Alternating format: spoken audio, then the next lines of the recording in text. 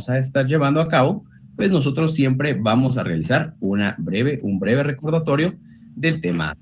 Muy bien, entonces, recordemos, ya tenemos acá el tema a tratar, que indicamos que era lo referente a la teoría de los sistemas dentro de la ciencia política. Muy bien, entonces, por favor, para los que se van conectando, pues vamos a hacer un breve recordatorio de la semana anterior para que ustedes en su momento, pues, lleven la secuencia de la clase. Muy bien, entonces, estamos presentando la semana número 3. Momentáneamente vamos a estar presentando la semana número 2, solo para este breve recordatorio. Entonces, vamos a dejar de compartir en este momento y vamos a cambiar de diapositivas. Muy bien, entonces estamos en este momento compartiendo la semana número 2. Repito, esto con el hecho de hacer un breve recordatorio de los temas de la semana anterior para hacer precisamente pues esa recopilación de temas y tener una mejor comprensión. Muy bien, la semana pasada pues el tema que tratamos nosotros era lo referente al Estado, el poder y los sistemas políticos, que prácticamente ese último tema era la apertura a el tema a tratar el día de hoy. Muy bien, entonces, cuando nosotros hablamos directamente de lo que es el poder, recordábamos nosotros un poco acerca precisamente de que era esa facultad, ese imperio en su momento de poder tratar o bien de poder ejercer algún tipo de mandamiento sobre otras personas. Entonces, cuando hablábamos de poder, recordábamos nosotros de que el poder se puede ver enfocado en una persona o en un grupo de personas. Cuando hablamos nosotros del poder enfocado en una persona, sabemos que dentro de lo que es el curso de ciencia política, precisamente lo vamos a enfocar siempre a la persona que está al frente de un Estado, o bien el poder en un grupo de personas, precisamente a ese grupo de personas que van a elegir por medio del voto al representante del Estado.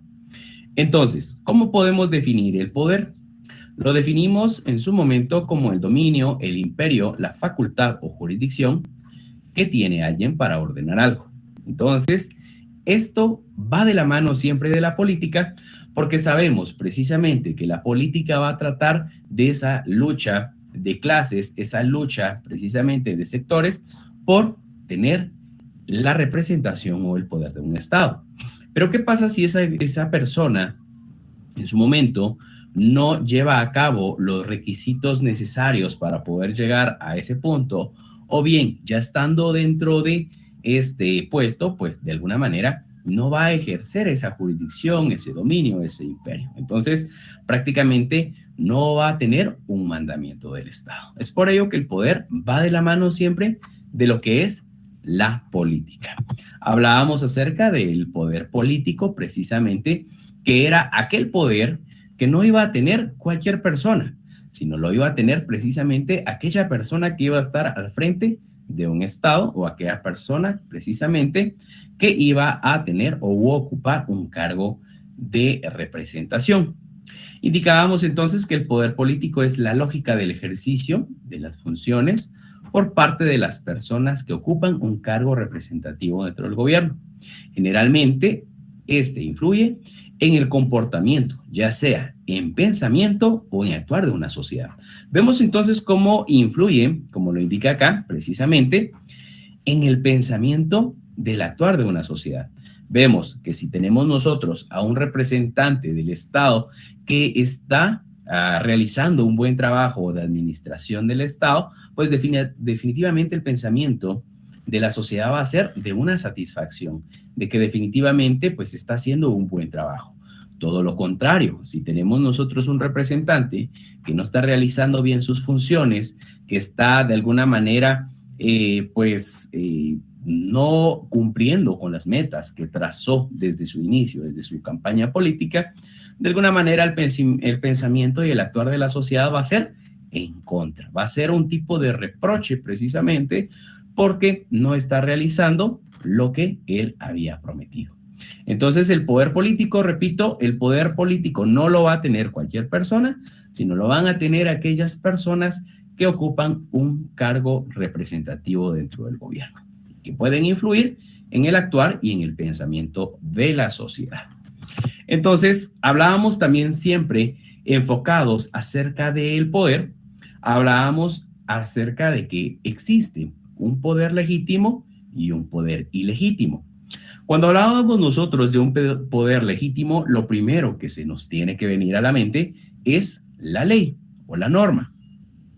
Por el hecho de que el poder, si bien es cierto, es esa facultad, es ese imperio de poder obligar a otra persona a hacer algo, pero este actuar tiene que ir conforme a una ley, a una norma. Entonces vemos de que nos indica esta diapositiva que es legítimo cuando es elegido conforme a las leyes del país, o sea, la Constitución, y como yo les indicaba, yo incluso le agregaría lo que es en su momento la ley electoral y de partidos políticos.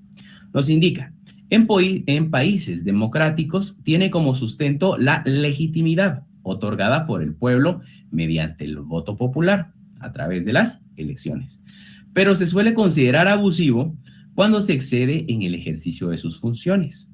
En materias que están dentro del ámbito de los otros poderes, se le llama una intromisión de poderes. Vemos entonces cómo ese poder, para poder llegar a estar al frente de un cargo representativo dentro de un Estado, tiene que ser a través del voto, puesto que en un país democrático, precisamente, es a través del voto que va a ser representado un Estado.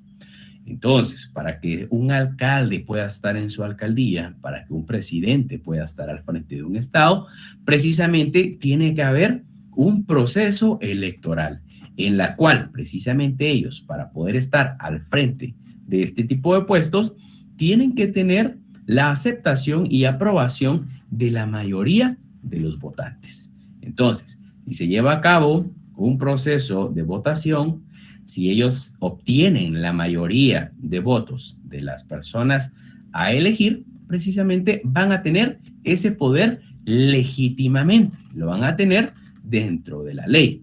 Ahora bien, hablábamos la semana pasada que el Estado se divide en tres poderes: el poder legislativo, judicial y ejecutivo.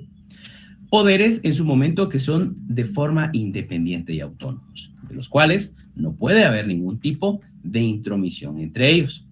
Pero ¿qué pasa si llegara a haber algún tipo de intromisión? Entonces a esto precisamente se le denomina como un tipo de abuso de poder e incluso una intromisión de poder. Poníamos como ejemplo que el presidente de la República no puede influir en lo que son las decisiones de los diferentes jueces a nivel nacional, o bien no puede exigir al Congreso de la República el que sea aprobada una ley que va a ir precisamente únicamente a tener algún beneficio para él o algún grupo. Muy bien, entonces esto es el poder legítimo. Muy bien, pero hablábamos que si bien tenemos un poder legítimo, también vamos a poder tener un poder ilegítimo, que es todo lo contrario, que si en uno está basado bajo la ley, este es todo lo contrario porque está fuera de la ley. Entonces, si hablábamos de que para poder tener un poder legítimo teníamos que tener una elección a través precisamente de los votos, el poder elegir a nuestro representante, entonces al hablar nosotros de un poder ilegítimo es todo lo contrario. No vamos a llevar a cabo un tipo de votación. Nos indica entonces esta diapositiva de que el poder político es ilegítimo cuando utiliza mecanismos no autorizados por las leyes y se adueña del poder gubernamental, ejecutivo y legislativo, sin tener la legitimidad del pueblo otorgada por el voto popular. Entonces, hablamos de que este poder, la persona que va a estar al frente de un Estado, no va a tener precisamente el voto popular. No se van a llevar a cabo unas elecciones para que él esté ahí. Entonces, ¿qué ejemplo mencionábamos nosotros a través precisamente de obtener ese tipo de poder? Hablábamos de los golpes de Estado. Recordemos que un golpe de Estado es precisamente una imposición ante los demás poderes del Estado, ante la sociedad, de una persona que no llevó a cabo un proceso legítimo para poder estar ahí.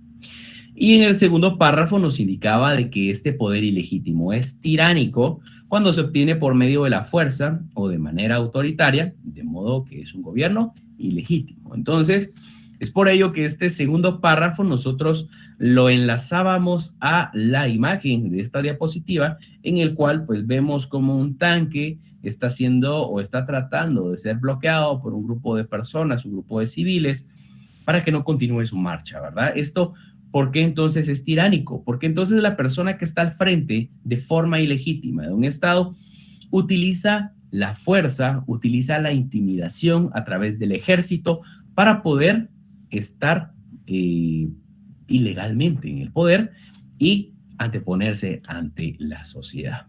Muy bien, entonces teníamos el legítimo, ilegítimo, hablábamos ahora un poco acerca del Estado.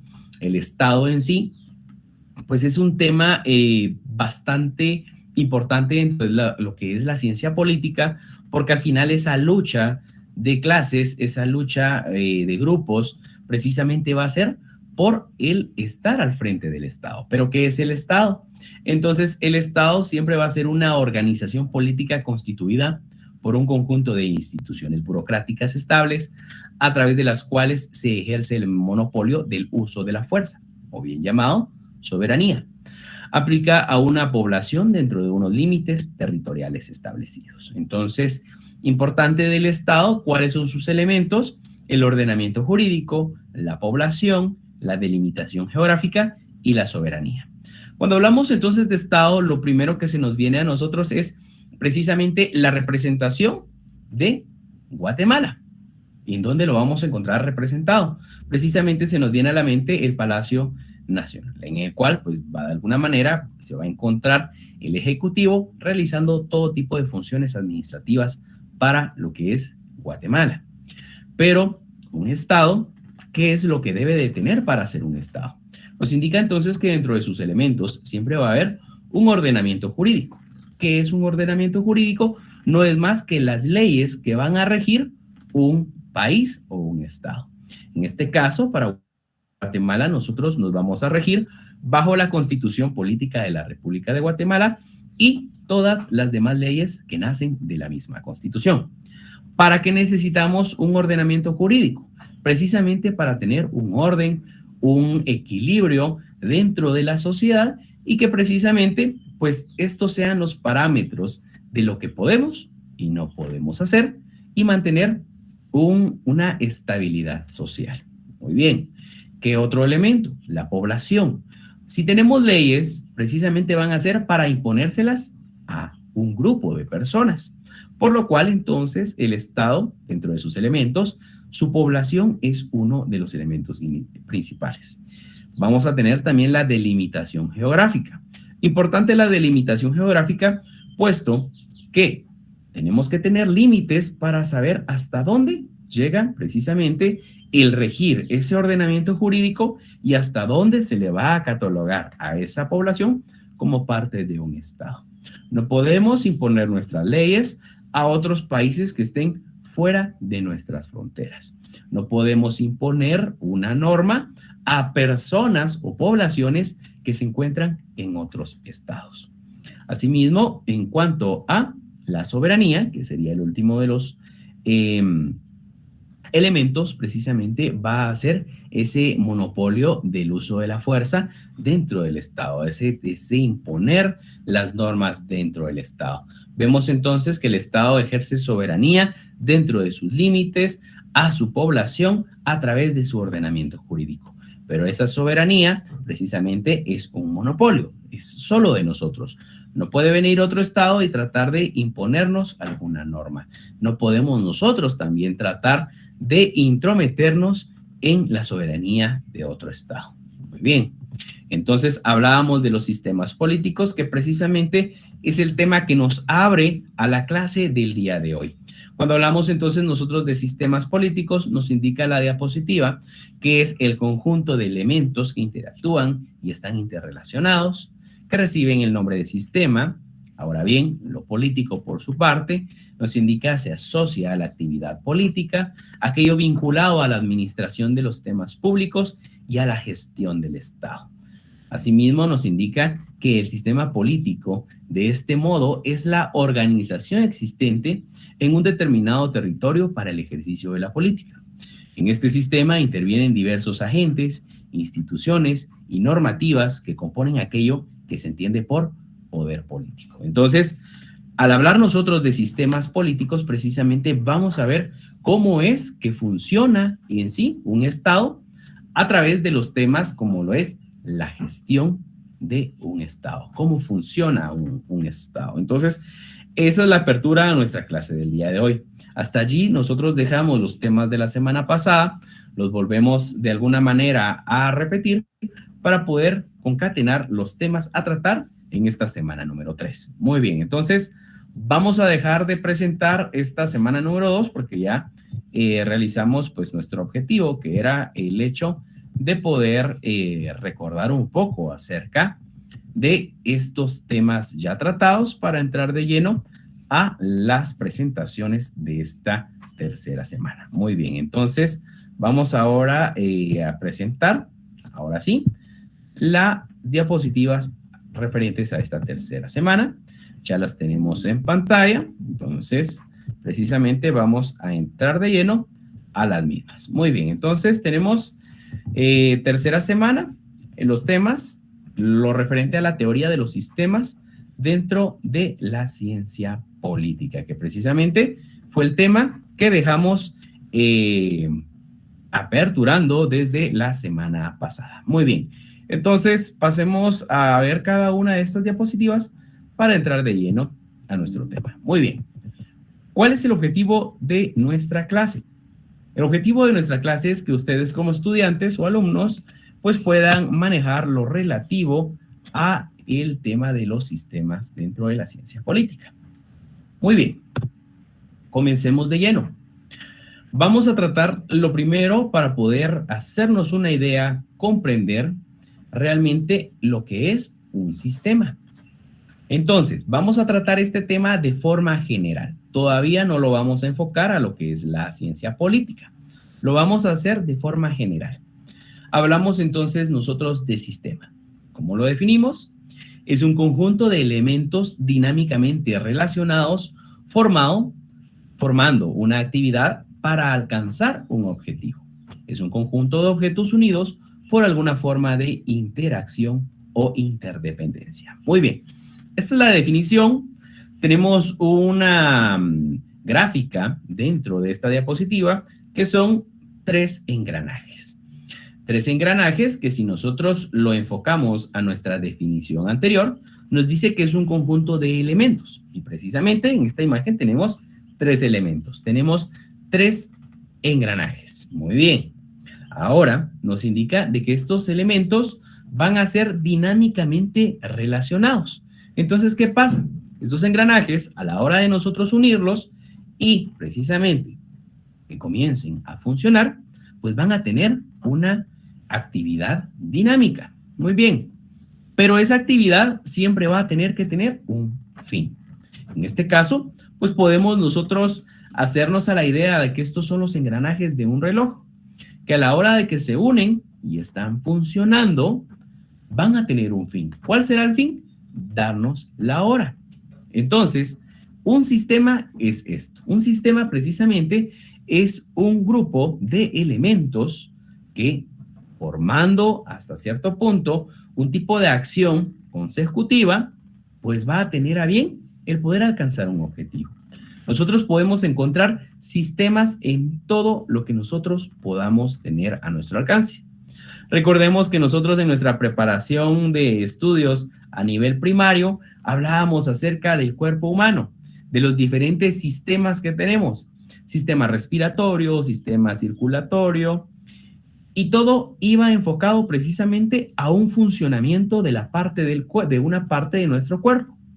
Si hablábamos nosotros del sistema respiratorio, pues veíamos los pulmones, recordaba en su momento hasta cierto punto en sí que el funcionamiento de este sistema respiratorio no iba a tener otro fin que nosotros poder llevar oxígeno a las diferentes partes de nuestro cuerpo y así poder tener una función plena. Entonces, el sistema lo podemos aplicar nosotros en muchos temas. En el trabajo, lo podemos aplicar directamente a diferentes ciencias para poder esquematizar un grupo de elementos que van a funcionar interrelacionados para un fin. Muy bien, ya teniendo en cuenta entonces qué es sistema, vamos a pasar ahora a hablar un poco acerca de las características de los sistemas. Siempre vamos a tener en pantalla lo referente a una imagen con engranajes, porque quiero que nos hagamos a la idea, que nos visualicemos, que siempre hablemos de sistemas, vamos a tener muchas partes interrelacionadas, funcionando para un fin. ¿Qué características tenemos? Vamos a manejar 3. Si bien es cierto, cuando hablamos nosotros de sistemas, es un tema bastante complejo, bastante amplio, en el cual nosotros vamos a encontrar muchas características de los sistemas, pero que nos vamos a enfocar en 3 que bajo mi criterio pues son unas de las más importantes. Dentro de ellas tenemos la primera característica que nos indica de que es un todo organizado y complejo. Característica número 2 es un conjunto o combinación de cosas o partes que forman un todo. Dentro de la característica número 3 indicamos de que es un conjunto de objetos unidos por alguna forma de interrelación. Entonces, si nosotros analizamos un poco más acerca de estas características de los sistemas, vemos cómo en la característica número 1 nos indica de que es un todo organizado y complejo. ¿Por qué? Porque un sistema, precisamente, si bien es cierto, va a ser un grupo de elementos interrelacionados, estos tienen que estar de forma organizada y compleja. Puesto que si nosotros tenemos un engranaje de que no está funcionando bien, un engranaje que no concuerda con los demás, entonces ya no vamos a tener una plena organización, por lo cual nuestro sistema no va a funcionar correctamente y no vamos a llegar a ese fin. En el caso precisamente de la característica número 2, nos indica que es un conjunto o combinación de cosas o partes que forman un todo. Muy bien. Nos indica acá precisamente si nosotros vamos a idealizarnos precisamente cómo es que funciona un sistema, siempre vamos a tener ese conjunto de cosas o partes, pero que ya en su conjunto no vamos a decir únicamente este es un pequeño engranaje, este es un gran engranaje, sino lo vamos a tomar como un todo, precisamente como un sistema. Y en el caso de la tercera característica que nos indica que es un conjunto de objetos unidos por alguna forma de interrelación, precisamente esta característica nos indica de que ese conjunto de objetos precisamente va a tener siempre un fondo que es el hecho de poder funcionar correctamente para obtener su fin, que es esa forma de interrelación. Muy bien, continuemos. Ahora vamos a poco ir de lleno hacia lo que es el tema entonces acerca de lo que es ya los sistemas, pero dentro de la ciencia política. Es acá entonces como nosotros le llamamos la teoría de los sistemas dentro de la ciencia política. Vemos entonces de que aquella explicación, aquellos engranajes que empezamos nosotros a mencionar, ahora poco a poco ya vamos de alguna manera integrándolos a lo que es la ciencia política. Vemos entonces de que poco a poco estos engranajes los vamos a ir cambiando por funciones dentro de la ciencia política. Vemos cómo tenemos acá una imagen que nos indica teoría de sistemas. Teoría de sistemas que va a haber involucrado ya no engranajes, sino personas. Personas alrededor del mundo, en su momento por el hecho de que siempre que hablemos nosotros de ciencia política, vamos a estar hablando de estados, representantes de estados. Vamos a ver precisamente acá de que siempre va a haber un grupo de personas inmerso dentro de este tipo de función. Bueno, ¿qué nos indica esta diapositiva?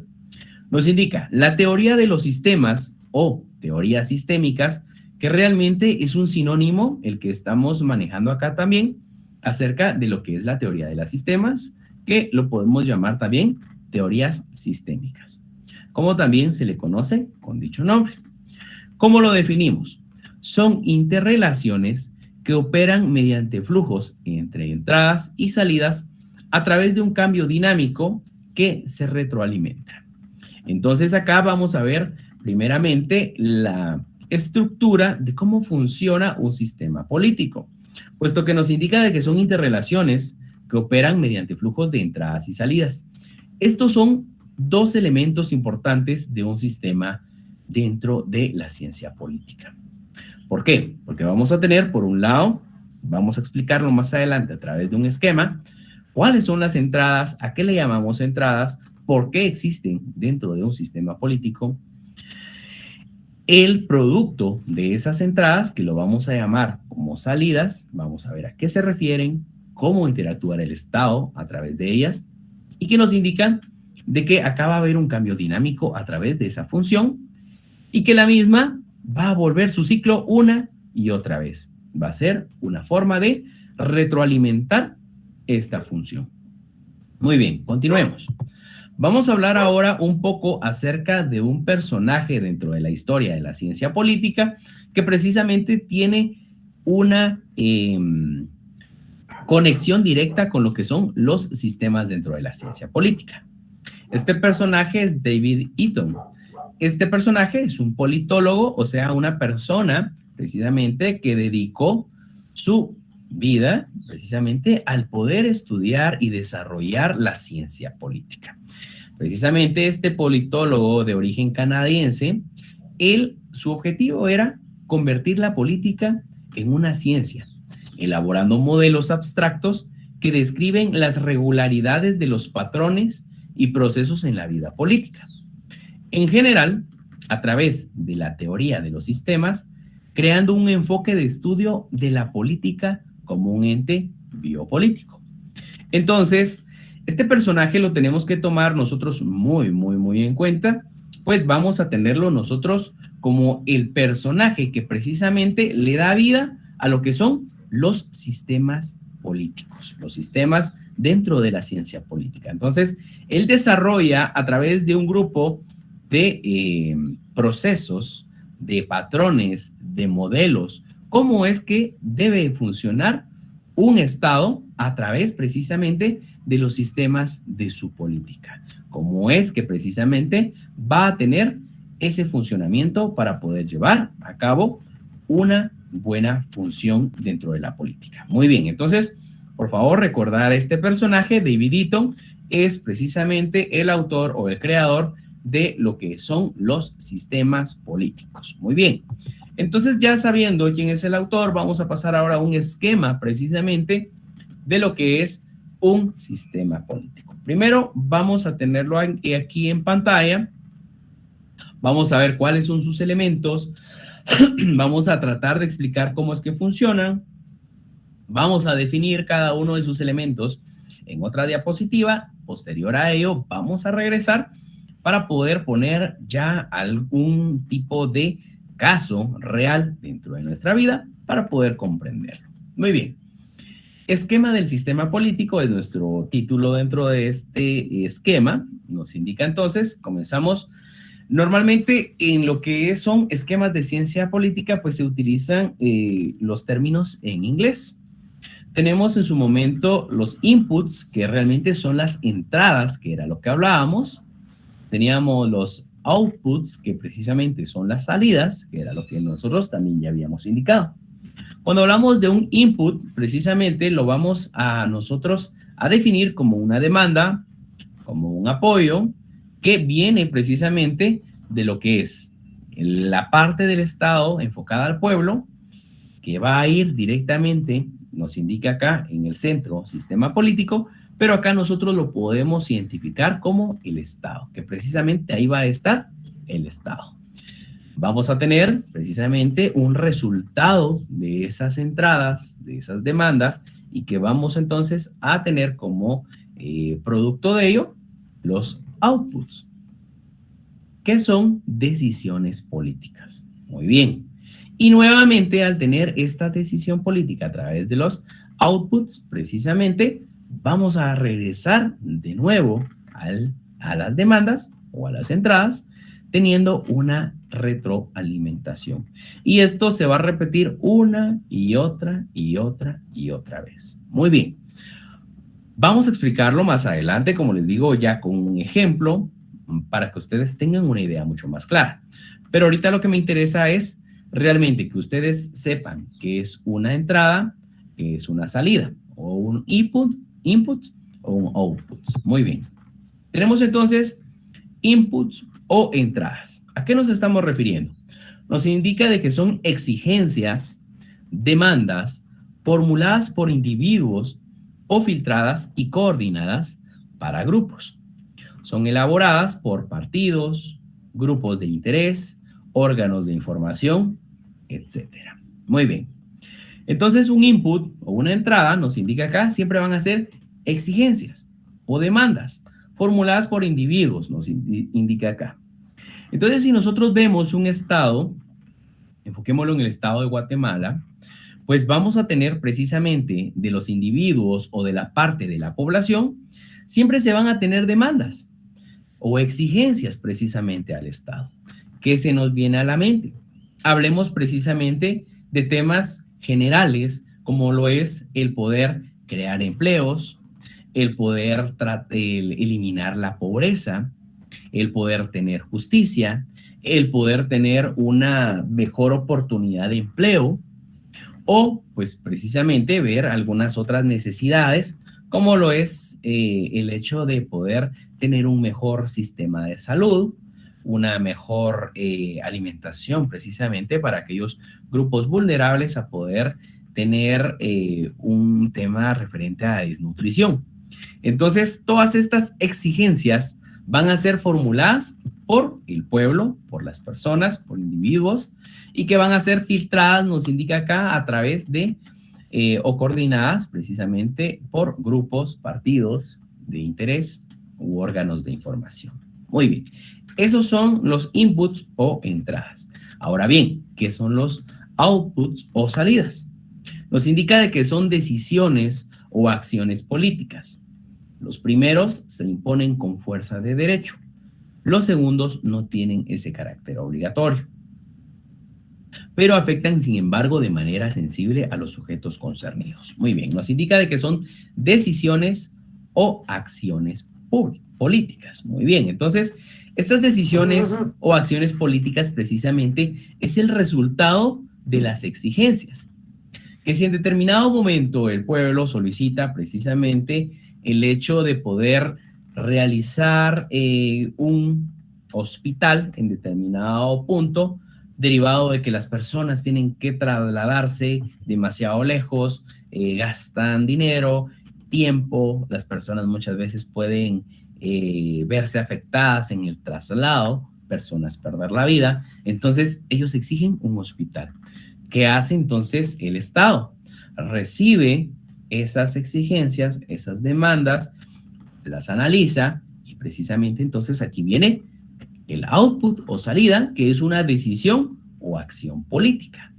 Entonces nos indica acá de que si nos están exigiendo a nosotros un hospital, si tenemos nosotros como Estado precisamente a través de la administración los medios suficientes para poder realizarlo, entonces la salida va a ser una decisión o acción política.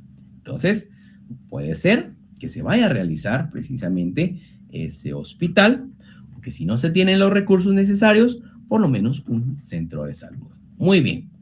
Tenemos claro entonces qué son los inputs, tenemos claro qué son los outputs, entonces ahora regresamos a nuestro sistema directamente enfocado a cómo funciona un Estado. En este esquema entonces nos indica, ya sabemos qué son las demandas, son los inputs, ya sabemos qué son los outputs, que son las decisiones políticas, y ya sabemos que en medio está el Estado. Muy bien, entonces empecemos a poner ejemplos.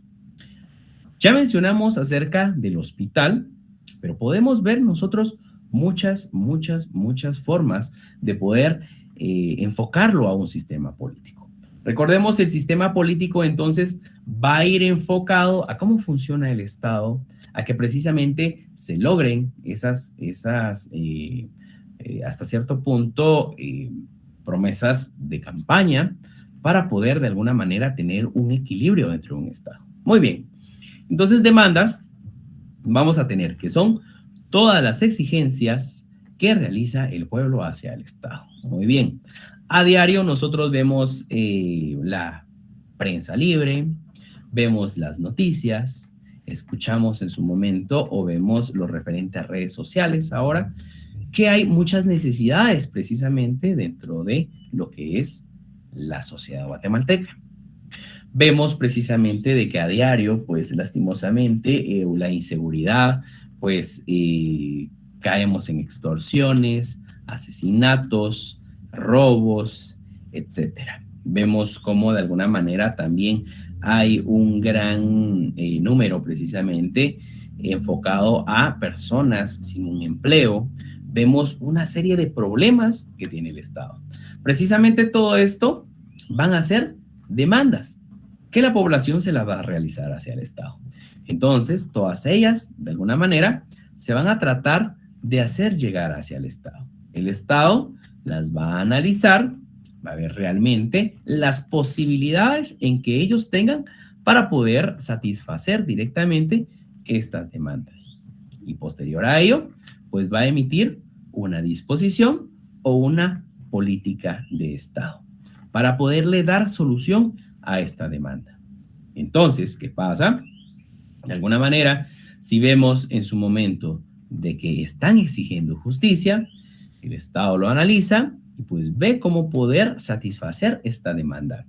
Posiblemente va a tratar de enfocarlo a las diferentes normas que tienen que ver con todo lo referente a seguridad, gobernación a través de Policía Nacional Civil, ver cómo fortalecer en su momento todo lo referente al organismo judicial para poder aplicar de una forma correcta las normas y poderle dar entonces así una solución a esa demanda.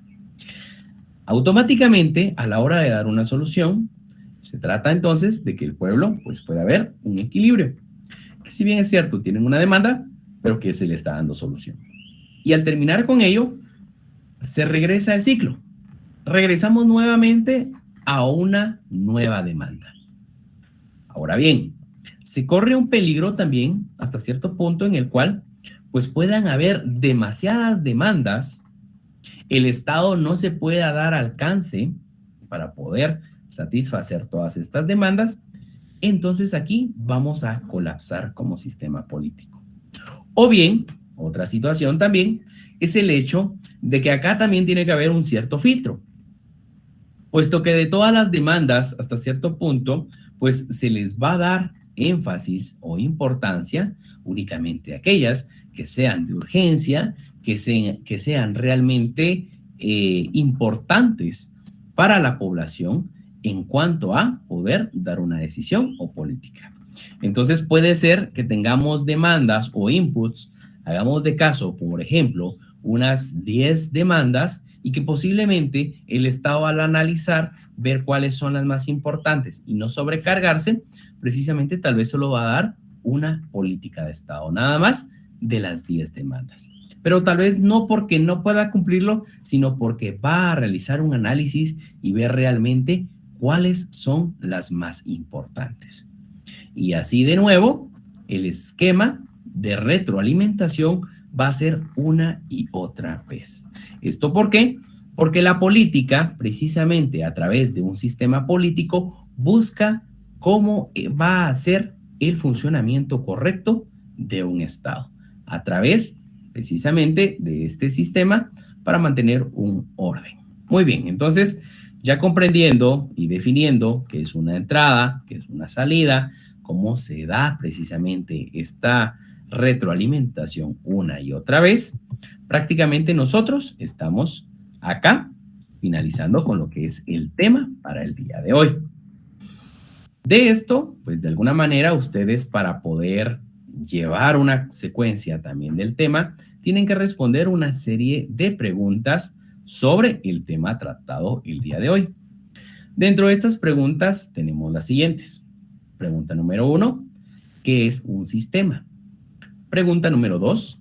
Defina la teoría de los sistemas dentro de la ciencia política. Pregunta número 3.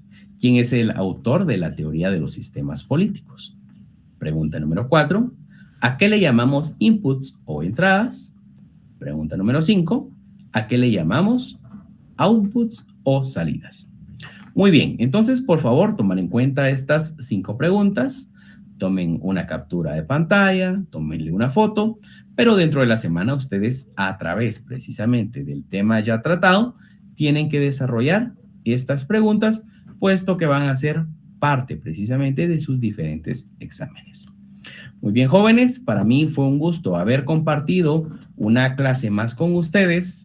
Poco a poco, pues vamos nosotros cumpliendo con los temas del programa y no será hasta una semana más que pueda estar compartiendo con ustedes un nuevo tema.